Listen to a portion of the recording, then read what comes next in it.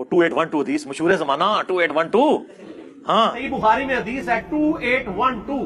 عمار کو ایک باغی جماعت قتل کرے گی، وہ جماعت دوزخ کی طرف بلا رہی ہوگی اور عمار ان کو اللہ اور جنت کی طرف بلا رہا ہوگا. اب اس کے نرغے میں جو آتا ہے وہ آئے. اس حدیث کی سند کے اندر کیا کلام ہے، اس حدیث کی فنی حیثیت کیا ہے، وہ میں اینڈ پہ عرض کرتا ہوں. سب سے پہلے ہم جو مرزا انجینئر، روافظ اور منہاجی جو پروپیگنڈا کرتے ہیں کہ حدیث نمبر 2812 ہے بخاری کی، اس کا تمہارے پاس کیا جواب ہے. سب سے پہلی بات یہاں میں کرنا چاہتا ہوں کہ اگر یہ الفاظ واقع ہی حدیث کا حصہ ہوں، تقتلہ الفئۃ الباغیہ، اے عمار تجھے باغی گروہ قتل کرے گا، تو جناب اس حدیث سے ہم سیدنا امیر معاویہ رضی اللہ تعالی عنہ کی ذات کو مراد نہیں لے سکتے، بلکہ یہاں مراد وہ خارجی لوگ ہیں جو حضرت سیدنا امیر معاویہ رضی اللہ تعالی عنہ کے لشکر میں موجود تھے، اور وہی خارجی لوگ حضرت سیدنا مولا علی شیر خدا کرم اللہ تعالی وجہ الکریم کے لشکر کے اندر بھی موجود تھے.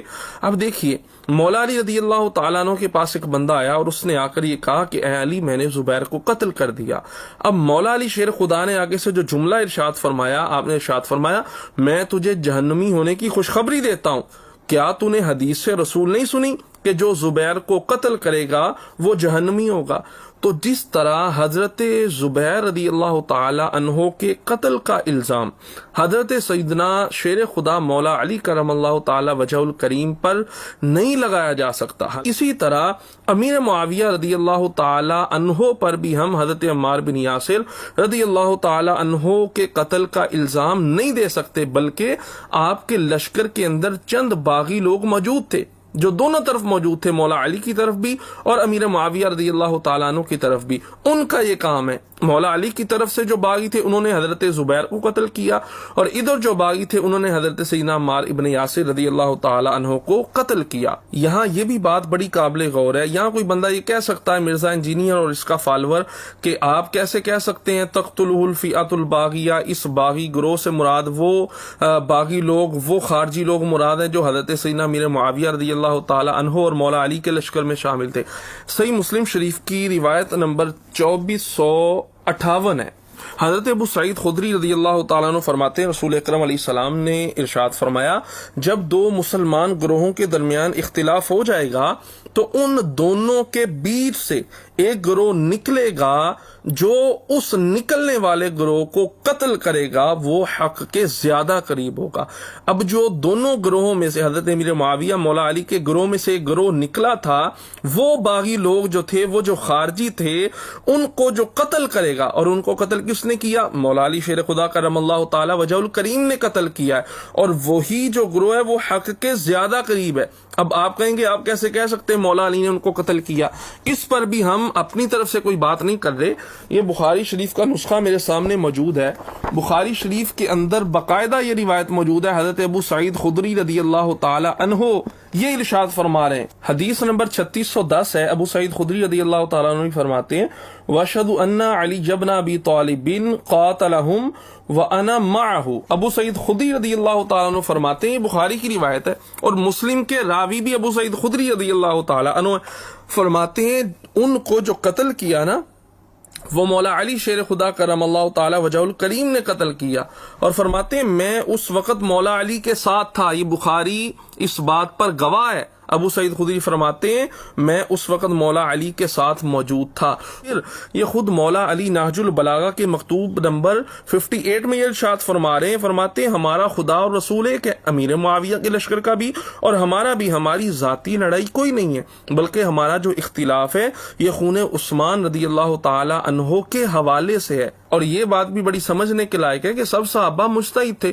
ہم تو اس معاملے میں پہلے ہی مولا علی کو حق پر مانتے ہیں، اور حضرت سیدنا امیر معاویہ رضی اللہ تعالیٰ عنہ سے خطائے اجتہادی واقع ہوئی ہے، کیونکہ وہ بھی صحابی رسول ہیں.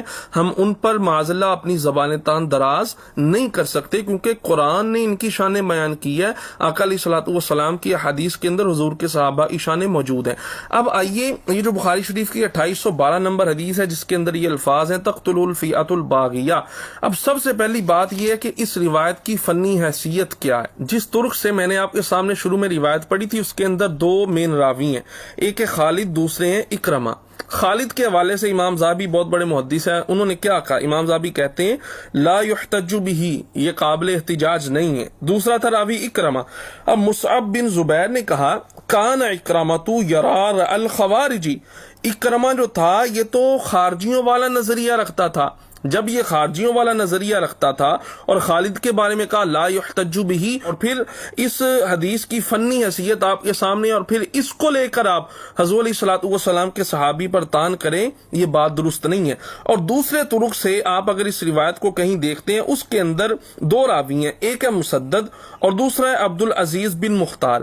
اب مسدد کے حوالے سے امام ذہبی نے کیا کہا؟ امام ذہبی کہتے ہیں قال القطانی فیہ تساہل, یہ جو مسدد ہے اس میں تساہل پایا جاتا ہے, اور محدثین کے نزدیک تساہل والی روایت جو ہے, یہ تساہل والی جو صفت ہے اس کی وجہ سے روایت ناقابل اعتبار ہو جاتی ہے. اور عبد العزیز بن مختار, امام ذہبی نے ابن حجر اسقلانی کے حوالے سے کہا ہے لیسا بشیء, ابن حجر نے کہا اس کے بارے میں لیسا بشیء, یہ کچھ بھی نہیں ہے. تو جس روایت کے راوی اس طرح کے ہوں تو پھر اس روایت کی فنی حیثیت کیا رہ جاتی ہے, یہ آپ بخوبی جانتے ہیں. اور یہ جو الفاظ ہیں تقتلہ الفئۃ الباغیہ, یہ بخاری کے اصل نسخے میں موجود ہی نہیں ہے, بعد میں اس کو الحاق کیا گیا. ابن حجر اسقلانی نے واضح طور پر اس بات کا ذکر کیا. اور پھر ابو سعید خدری رضی اللہ تعالی عنہ کے ارشادات کے مطابق بات صرف اتنی تھی, نبی علیہ الصلوۃ والسلام نے جب حضرت عمار ابن یاسر رضی اللہ تعالیٰ عنہ کو اتنی مشقت کرتے دیکھا تو آپ نے ارشاد فرمایا ویح عمار, یہ کیا حال بنا رکھا ہے. اگلے جو الفاظ ہیں نا, تم جنت کی طرف بلاؤ گے اور وہ جہنم کی طرف بلائیں گے. اب یہ جو اکرمہ تھا اس نے الفاظ زیادہ کیے, اور اکرمہ کے حوالے سے میں پہلے کہہ چکا ہوں, مصعب بن زبیر نے کہا کان اکرمۃ یرار الخوارجی, وہ تو خارجی نظریہ رکھتا تھا. اور پھر مصنف ابن ابی شیبہ کے اندر جو روایت موجود ہے, مولا علی شیر خدا کرم اللہ تعالی وجہ الکریم سے سوال کیا گیا صفین کے مقتولین کے حوالے سے. پتہ کیا جواب ارشاد فرمایا؟ مولا علی نے فرمایا قتلانا وقتلاہم فی الجنہ, ہمارے اور معاویہ کے جو مقتولین ہیں وہ جنتی ہیں. اور پھر مجھے یہ بتاؤ, کیا تم امام حسن و حسین رضی اللہ تعالیٰ عنہ سے زیادہ سمجھ رکھتے ہو؟ ان کے سامنے یہ روایت نہیں تھی. پھر مجھے یہ بتائیں, امام حسن رضی اللہ تعالیٰ عنہ نے جو صلح فرمائی ہے, جو خلافت دے دی حضرت امیر معاویہ رضی اللہ تعالیٰ عنہ کو, کیا امام حسن و حسین رضی اللہ تعالیٰ عنہما کسی باغی کی بیعت کر سکتے ہیں؟ جب انہوں نے سلو کر لی, جب انہوں نے بیعت فرما لی, تو آپ کو بھی چاہیے آپ اپنی زبانوں کو صحابی رسول کے حوالے سے ان پر تان کرنے سے بند رکھیں. اور پھر آپ نے کبھی یہ غور نہیں کیا کہ جنگ صفین اور جمل کا یہ معاملہ ہوا ہے, یہ کیوں ہوا ہے؟ کیا ان کا معاذ اللہ کوئی آپس میں ذاتی بغض تھا, رنجشیں تھیں, کوئی اناد تھا؟ نہیں, صرف قصاص عثمان کا معاملہ تھا. مولا علی فرماتے ہیں اگر یہ قصاص عثمان کا معاملہ نہ ہوتا, یہ جو دونوں واقعات ہوئے ہیں یہ کبھی بھی رونما نہیں ہوتے.